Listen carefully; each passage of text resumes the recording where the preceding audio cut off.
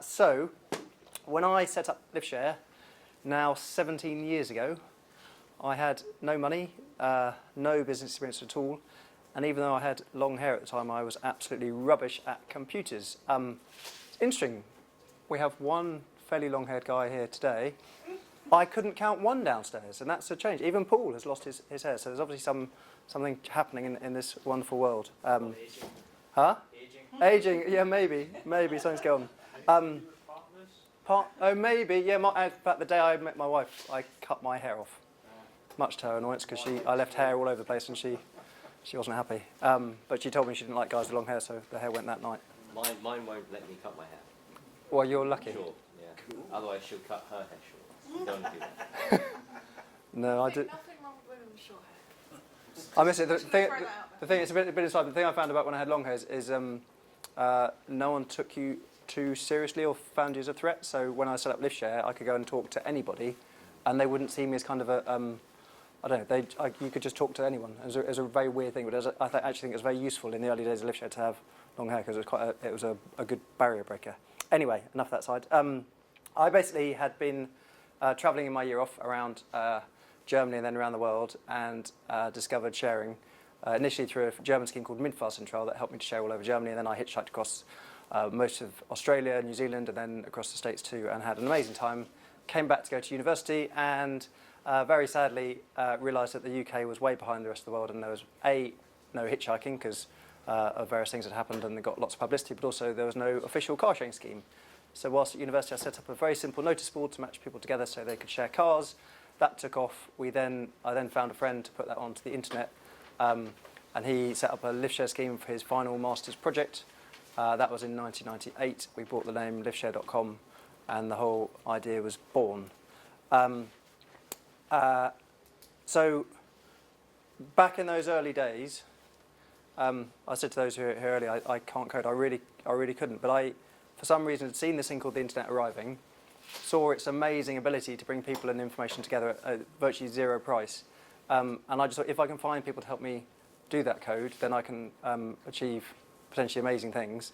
But I just couldn't do it myself. So I have spent the last 17 years trying to work out, A, how to find good developers who can actually communicate. B, huh? Yeah, yeah. Trying to find them who communicate and you get on with and have a laugh with. B, who can get to do the right thing. A lot of them can do lots of things. They are very clever people, but trying to get them to focus on the right thing without getting distracted is very hard. And also trying to just keep them motivated to keep building one thing. I mean, if you work in an agency, you've got constantly different things coming all the time. When you work on pretty much the same project year after year, you've got to find ways of making it interesting. So the point of today really is to try and share some of the things we've learnt.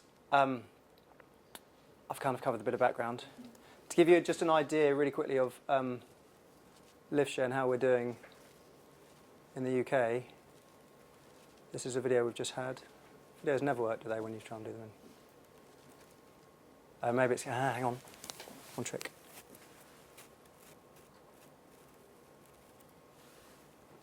Is that going to work?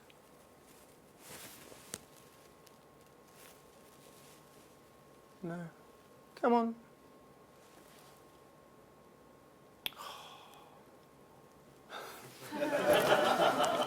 Woohoo! I will save that video for another day. No, I can't even get out of this. Great. Ah. Try that. Good. Good. I love tech. Well, I got any Liftshare team. Did I just see Vicky sneaking at the back? No, you're all right. So this will come up.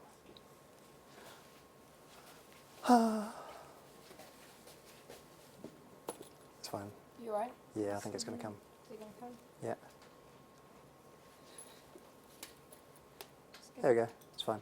It's not there. It will be. I do that. Ah, quick. Is that there? No. Yeah. Da da da da da. Oh. So the first trick I learnt was comfort. These wonderful people spend a lot of time sat down, and the very best thing we ever did as a bonus was to get them all really comfy chairs. The comfiest chair we could possibly find. I don't know how on earth we afforded it. It was obviously a good year at the time, but we basically gave everyone who had had a good year a comfy chair, and it was amazing because people got in and sat down. And actually, we used to be in this old farm shed and had chairs. I mean, these would have been plush compared to what we had. They were the squeakiest, horriblest chairs ever, and I had no idea the impact a bad chair makes on them. So give them comfy chairs.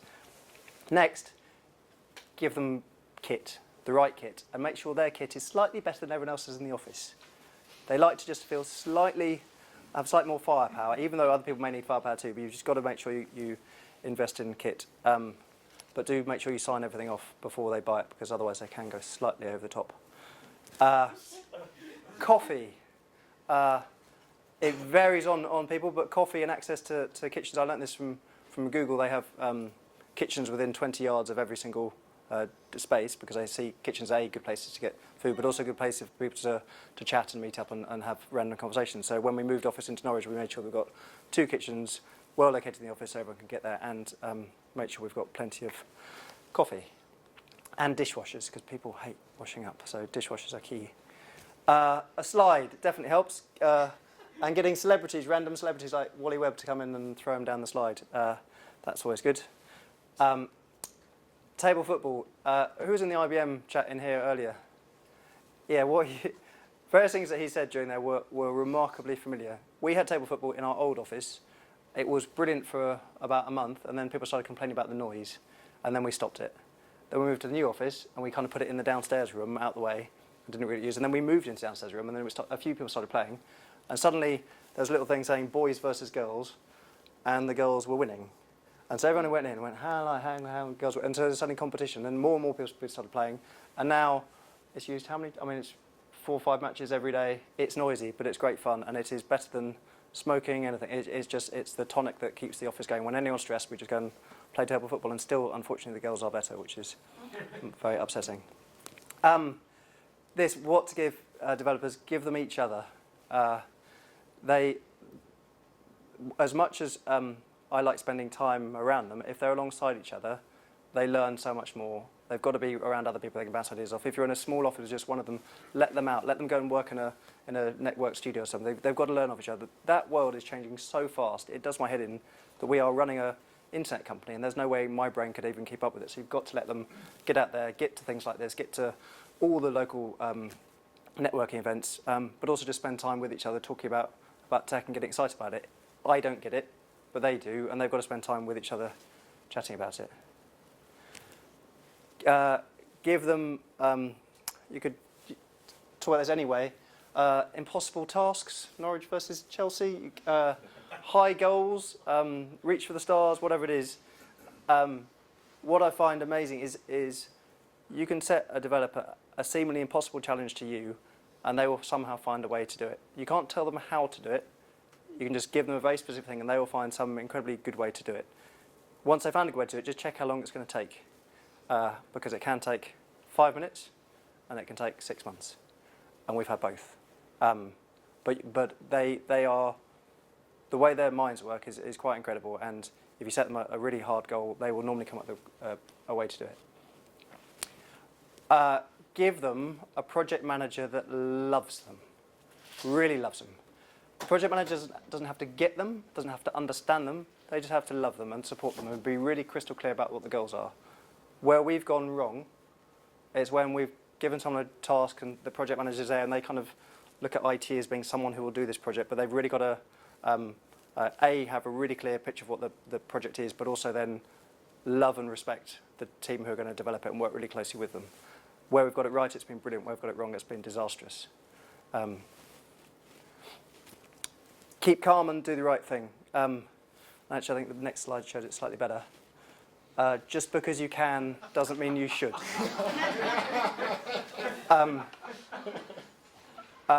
We have been in our. I'll go back one. We've been in our sector now for 17 years.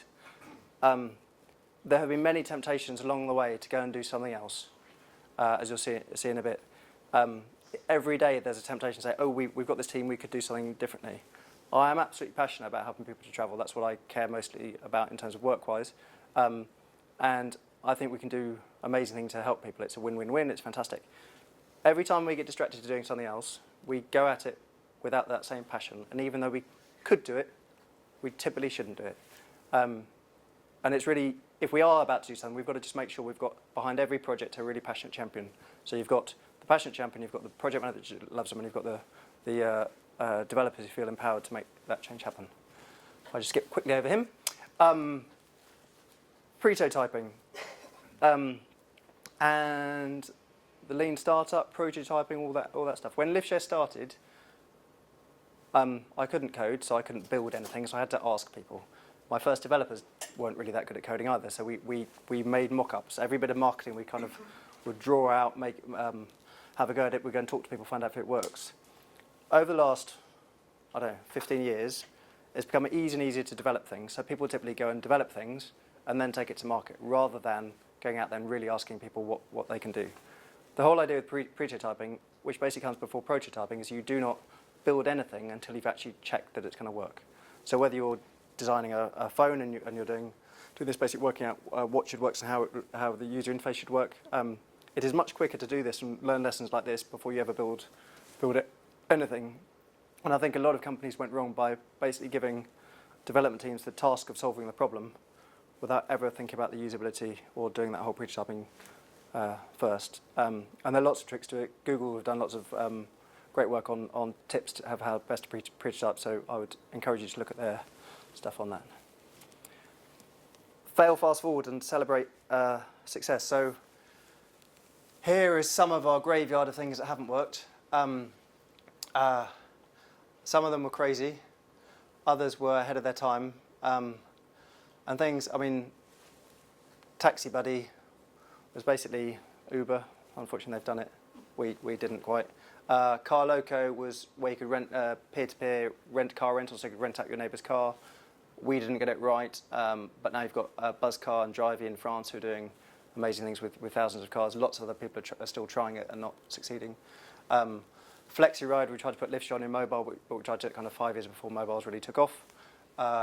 Tepo, we spent ages trying to do, getting people to bike together in the whole bike sharing thing. That's now become a huge global phenomenon, but we were sadly again a bit too early on that. But every time we've gone off to do these things, we've done them because we can do them, because the tech was so similar to what we could do this with, but we haven't got it right. Not because the tech was wrong, but because we didn't have the right team in place to make it happen. And pretty much all of these things are now being done by someone else who is passionate about them. So all the cycling things are done by people who are mad, passionate cyclists, and they're doing a brilliant job of rolling those schemes out. Other thing is for teams to get out there. So things like this are fantastic. We did, at the start of the new project, the consumer project we're doing, we did a hackathon early on to get people into the office. It was a great success. We said, let's do lots more of these. We haven't yet done one more, which is really sad, but we should be doing many more of them. But I find it hard to get my team out, especially the developers out, to go and meet other people in the sector. And to get this is great because it's on our doorstep. It's a day out the office, and they'll come. When Vicky joined, part of the reason she got the job is because she runs Sync Develop Her. She was out there doing all the events, and it was so nice to have someone in the office who realises you can't just sit at your desk and work, but you've got to get out there and learn off others. So just trying to find ways to get them out and the rest of the team out. We've actually got something in our, it's not quite within the contract, but it basically says to everyone at your appraisal, you've got to show how you've been out of the office at least 3 times a year to events. So you have to go out there to events, random events, to meet other people, because I think it's so, so important. But the best thing we do is we go on walks. Surprisingly, it's nothing technical at all. We started this last year. We did our first walk up at Cromer. We walked from Wells to Cromer. It was about 8 miles. Was it Wells? No, Weybourne. Yeah, Wells would be a bit further. Went from Weybourne to Cromer along a beautiful path, divided up into teams and got people talking to each other, all cross-department teams, everything. And then we met up in the hotel and kind of digested what we talked about. And over the course of that event, we basically worked out that this was kind of us. We were there, getting people to share stuff. We had one system. It'd grown up over 15 years. It become quite heavy, quite slow. There was quite a lot of legacy, quite a lot of problems. Quite fun, quite nice, but not particularly dynamic. And at the same time, we've got things like Uber appearing that were receiving huge amounts of investment and changing the dynamic of the whole marketplace overnight. So we went to Cromer and we basically realised we needed to start running and we couldn't walk anymore. So we went on another walk, next time to Bramerton. So we walked from the office down to the pub in Bramerton. Again, it was a great day, but what it did was it built on our trip from Cromer. So this time, rather than realising we needed to speed up, we were trying to think, how do we speed up? We had people competing with us who we weren't expecting to compete with us, people coming with money, huge amounts of money to compete. So what we decided to do is we said we'd set up a separate team within Liftshare to basically try and compete with ourselves. So we split the team physically, one upstairs, one downstairs. Basically, the downstairs team was given the freedom to pretty much do what it wanted to do, could try any business model, build a new website, do whatever it wanted, learn lots, learn fast, and then hopefully share that learnings with what was going upstairs. We got a great project manager in terms of Sergio to come in and help Gemma run it. They started working with two of our developers and started building some really good stuff and changed the whole way Liftshare works. And then we went to Caister, which again we went to the, what's the name of the pub? Great pub, great hotel, Caister Hall. Really recommend it if you're in Norwich. Walk from Norwich to Caister. It's about 6-7 miles. Beautiful walk. Get there. They're really welcoming. Really cheap rooms. Got there and we took it on from the last meeting. We basically said to speed up. We can't just be physically separated. We've literally got to cut the ties because we've got two very different sides to our business. One of which is consumer, which is kind of competing with Uber and the whole C2C peer-to-peer space, and the other was our B2B service, basically where we do a white labeled service for all the businesses we work with. One, which was mentioned earlier, is the slow, steady cash cow dealing with businesses. You have to be security conscious, client conscious, but it needs to speed up. And the other one has to run like hell, learn really quickly. It will only win that race if it learns faster than any of its competitors. So we literally had to drop anchor. It was like this one downstairs had a huge anchor that was dragging along and drop anchor. But not only has it sped up what's going on downstairs, it's also completely freed up upstairs to be empowered to get on and look after businesses in a really successful, profitable, learning fast way. So we basically went from having plan A, which is what we're doing before, to having plan B for businesses and plan C for consumers. And the impact has been, I think, fantastic. Every time we've gone on a walk, it's come back and things have changed and gone a bit faster. This is kind of what we call our flip chart, which stands for fun, learn, impact, and perform. So learning fast is what we're all about. We have to learn incredibly fast. We have to perform well. If we learn fast and perform well, we'll have a positive impact, which is what our whole mission is about.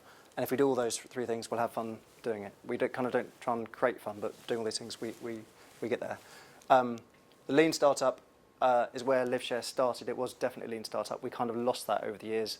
We've now refound it. We've now got almost 2 startups with people thinking about new business models, new ways to do things, prototyping, learning as fast as we can.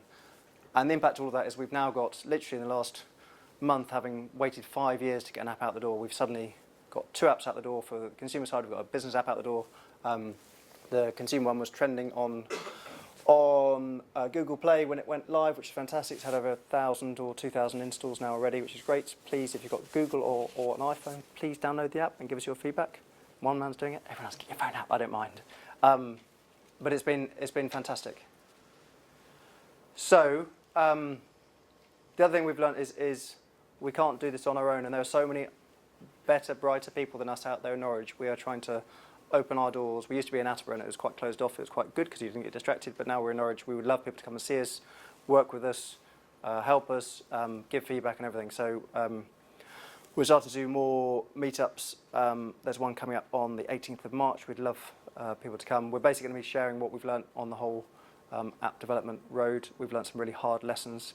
The way the app's been built is we're working with a big London agency on a profit share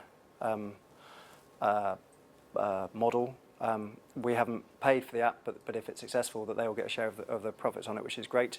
But even that hasn't been easy. You kind of imagine a big London agency will have access to all sorts of things. We found we've been teaching them as much as they've been teaching us, but they've just got access to much more resource. Not necessarily better resource, but more resource. So we've learned a lot doing that, and we're kind of at the end of phase one. It's been a huge learning experience. It's a really positive thing, but we'll be really happy to share all those lessons of that too. And really, just a final thing to say, come and see us. Yeah, we love visitors. And I've raced through that in virtually no time. So we've now got lots of time to chat and ask questions and do all sorts of stuff. Cool. Oh, yes? Hi. I found that really interesting, thank you. It's very encouraging from a developer's perspective, because I'm sort of a dyed-in-the-wool old code, sort of see the interest you take in the sort of the pastoral care, if you like, of developers. But I was just wondering, for example, going back to the table football, because it's become a bit of a cliche, hasn't it, for startups. Just wondering whose idea was that? Was that your idea? I got it. And the slide? Yeah, me. So is there a danger, because you mentioned Google, and a lot of people, I work with a lot of clients who visit Google HQ in Zurich or the States or wherever, and they're always very impressed with the offices and how fun they are, and these great ideas like where they put the kitchens and stuff. But the one thing they tend not to realise, because you wouldn't know unless you asked, is who designed those offices. And the answer is the engineers. Yeah. That's the distinction, I think, between a lot of successful startups. They have very strong engineering cultures. So I did worry a little whether, I think it's great stuff, but I do wonder whether it's kind of slightly patriarchal, slightly imposed on developers, or whether you ask them what do you want in the office and stuff like that. So that's why my question. I think part of my job, so the table football, when we had it in the old office, it was used for a bit. It was a bit of Mayor Lego stuff and a few games, and it all went a bit quiet.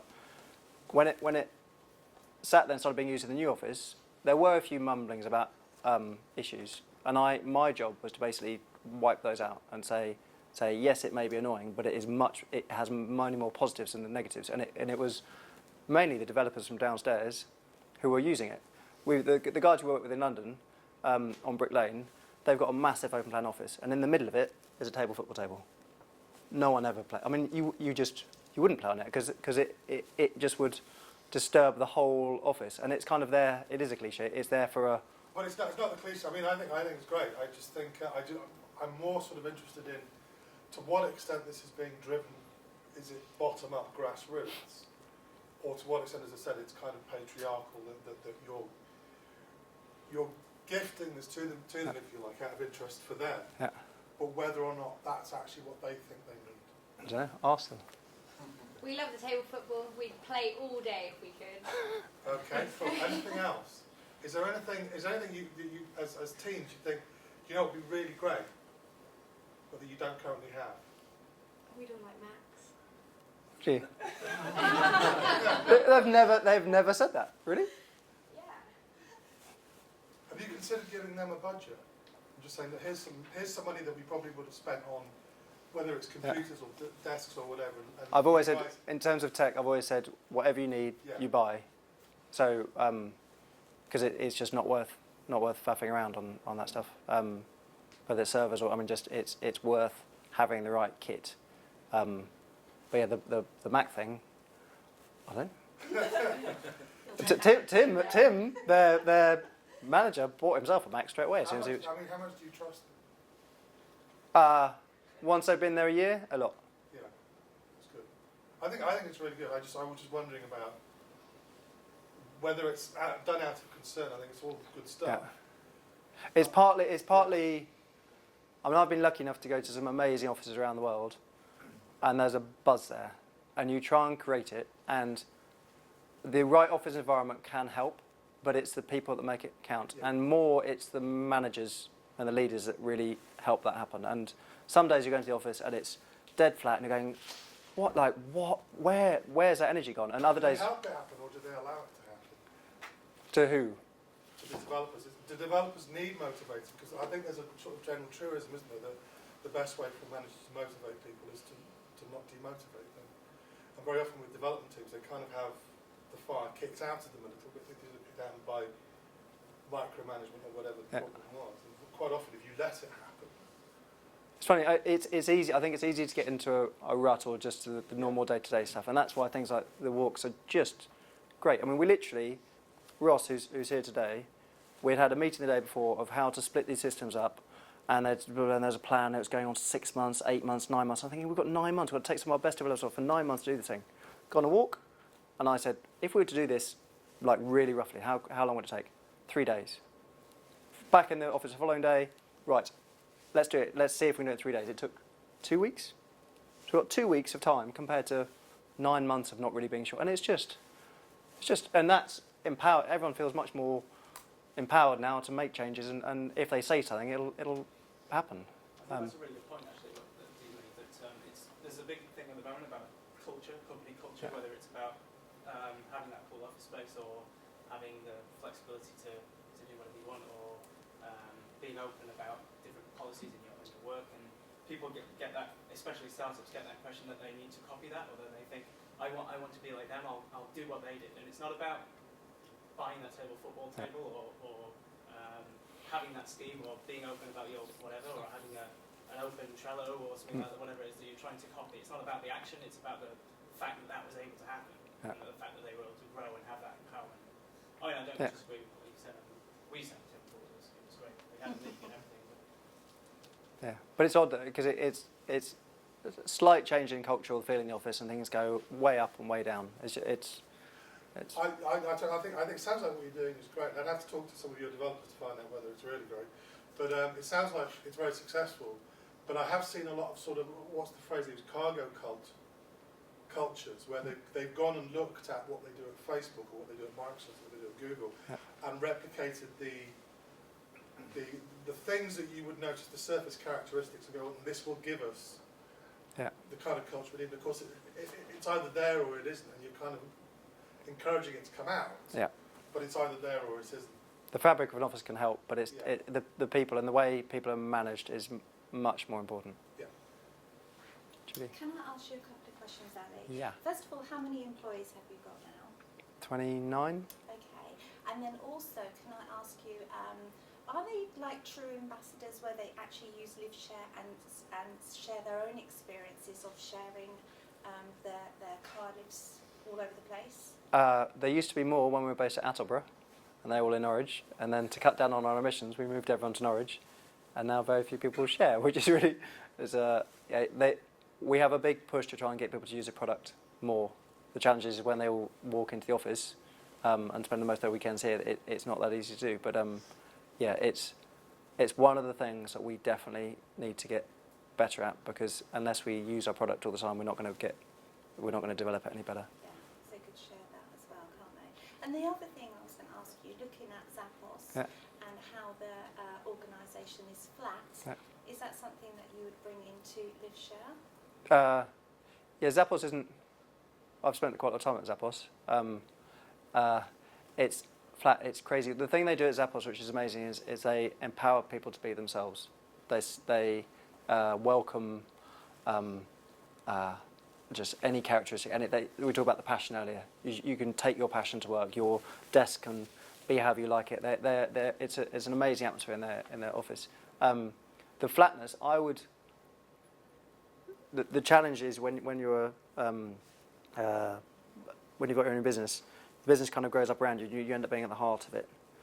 And every time I've tried to step out or get someone else, it hasn't quite worked. What we now have, since we split the team, we've got almost a team of 8 and a team of 20. It's much better because there's much better communication within the teams, and there's less within the teams, not necessarily between the teams, which could still be better. But the more communication you've got, the flatter things feel, even if you've got structures. And the other thing we've tried to do is if anyone's got a problem within the team, the person they have to speak about that problem to is the person they've got the problem with. And if they can't, they go to their manager.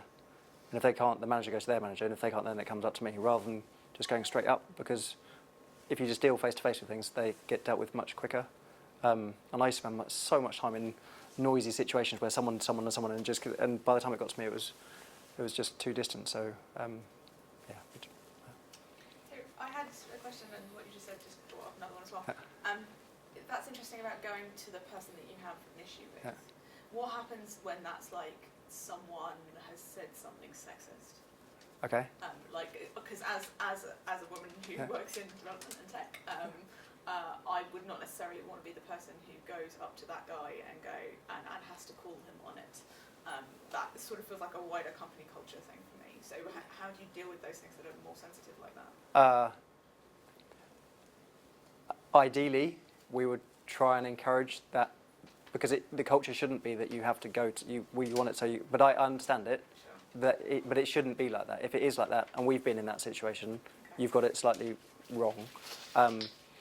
There are there's kind of the official channels, like whether it's through HR, but there are also generally people around the office who are the sort of the nice, they're like the mums of the office. They just look after people. They're nurturing people. Go just have a quiet word with them, and then they work out, and then they pass it on. So things happen. But HR is a funny one because everything is HR.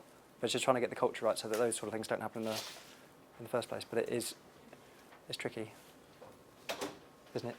Yeah. Hi. You mentioned you have a meetup group, Ali. We've got a meetup coming up in. I only found out about it yesterday, so it's in. Okay, because I was trying to find it on meetup and I couldn't. Yeah, it's coming. I meant to email Sergio yesterday on my way back from Scotland and say put it up. Okay. Yes. If you let me know on hot sauce, we'll Yeah. share it to the hot sauce. Fab. Thank you. Fab.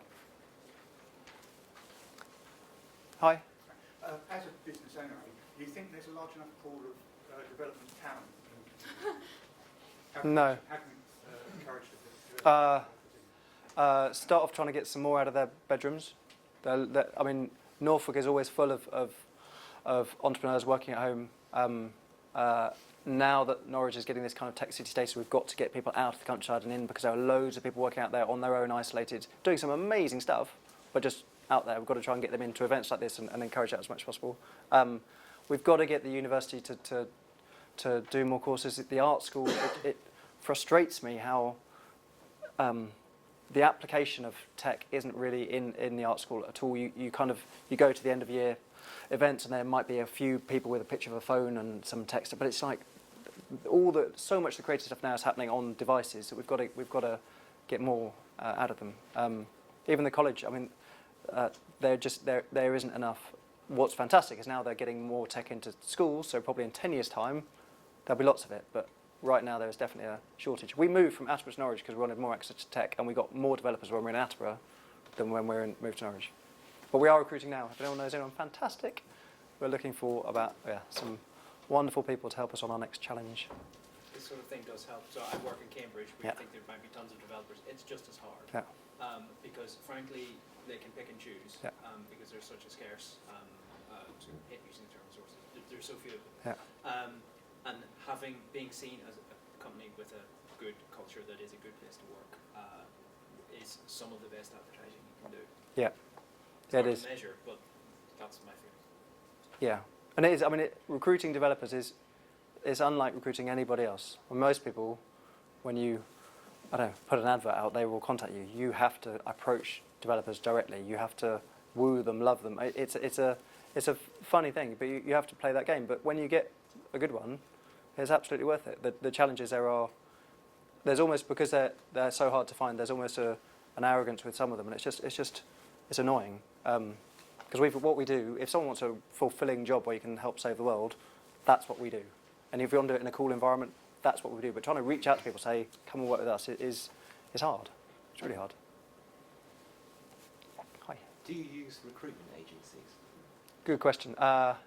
We didn't, then we do, then we do, and we don't. So I use LinkedIn quite a lot, trying to find people with skills. We do use recruitment agencies a bit. They just cost so much money and they don't do anything for it. It's just, it's That's all right. it is, it's frustrating. I mean, in the old days, a recruitment agent, say you were recruiting like a manager or something, you'd go on, they'd design you an advert, they'd put it in the press, they'd get up online, they'd go out there and do it all. Now they just go onto their network of contacts they've already got and give you those. And it's like, no, I want you to do some work, find people, and basically it's kind of now either easy or headhunting. Yeah. But actually, I can do headhunting on LinkedIn. I can just go and try and find people and track them down. So Yeah. It's also about trying to have a bench of people who want to work for you. I remember when we first moved into our office, really clearly, opening up the front door, walking past, and these two girls walking past, and went, that's the office with the slide, I want to work there. It's like, yes, we've got it. It's just like, it's brilliant. And then I was on the BBC the other day for the Tech City whole thing, and going there, and they say, you're the guys with the slide. We want to come to you, like, can we come and do an interview? Can we? And it's just, that's why that slide is so valuable, because people want to come just to go on it. It's great. Hello. My name's Andy Bristow. It's a IT recruitment company. Yes. So, Hi. if I might add, just on what you said, I agree actually with everything you have said, and also the efforts that you put into finding people yourself, because I would say to anyone here, what's the best way to recruit? Go through your personal networks. Do everything you possibly can. I suppose the only thing I would add is we have one specialist that looks for developers constantly. So he turns up at 8:30 every morning, goes home at 6, give or take, after he's had his lunch, 40 odd hours a week for a month, doing all the things that you've talked about. You've got another job to do, rather than trawl through LinkedIn and make approaches, go through your networks of contacts, place adverts. I mean, the reality of recruitment companies is when you place an ad, it's really more out of hope than expectation. He's lucky if he turns up 2, maybe 3 people that are actually placeable, that somebody like you is willing to pay a fee for. And I think that it's interesting your perception of the recruitment. They cost a lot and they don't do anything, versus the reverse side. And I suppose that's something for us to bear in mind and consider when we're engaging with the community. Yeah, I think it's, for us it's also, we generally try to hire slowly and then lose people quickly. Losing people quickly is always harder than it seems, and hiring slowly is harder than it seems, particularly with IT. Because you find someone, you think they're good, you go for a second interview, you suddenly say third interview, and they say, no, I've got another job. Yeah. It's like, but you love this job. Yes, but I've got another one. It's like, but hang on. So it's really hard for us to do that, which is almost why going through personal relationships or recommendations can be more beneficial. We have got some good recruits through agencies. It's just trying to see the value, and also the way it's priced. If typically you get your money back if they go within 3 weeks or whatever, those timeframes for us are too short, because it takes probably a couple of months to see if they're any good. And then it's like, is a cultural fit right or whatever. So if recruitment agencies were more flexible on their payback times or whatever, then we'd find them easier to work with. Hi. Just to add, in my experience, and probably a few of the people who will agree, that in my experience, recruiters don't have any respect for people that they're working with. I had to send an email this morning that I replied to a job posting saying, are you a London Ruby developer job? I said, I'm not a Ruby developer, I'm not in London, and 2 years ago, here's the email, I asked you to remove me from your list. And it's like that from my side, and I get the same for people I've worked for, who they just don't have any respect for anyone we work with, in my experience. Sorry. I think the trick with recruitment agencies is to find someone at that agency who gets you as a business. There's a lady, I don't know if anyone's used, Emma Bayliss used to be at Select. She for us was fantastic for managerial stuff. She got pregnant, left. We've got someone else who's all right, but the difference is amazing. She would phone us up saying, I found someone, I know you're not recruiting, but they would be great for you, which is Hannah. This girl who was working in a gym or somewhere in Norwich but wanted to get into events, and we opened up a job for her. She's been brilliant. She's come in, and thanks to Emma, we got this girl who we weren't even recruiting. So if you get it right, it's brilliant. But they've got to earn that money by getting your business completely and being so on it that they know when someone's right for your company. Quickly, say something in defence of recruiters, which is a sentence I never thought I'd hear coming out of my mouth. I think there are recruiters and recruiters, and I think the nature of that particular market is that it's dominated by a small number of very large players, sort of computer futures type of companies. And I think anyone who's worked as a developer or in development for a few years will, particularly as a freelancer, will know that the effect they've had is to essentially commoditise what we do. So you get these ridiculous scenarios where someone will call computer futures and ask for 6 Java developers to start on Monday, which is an absurd thing.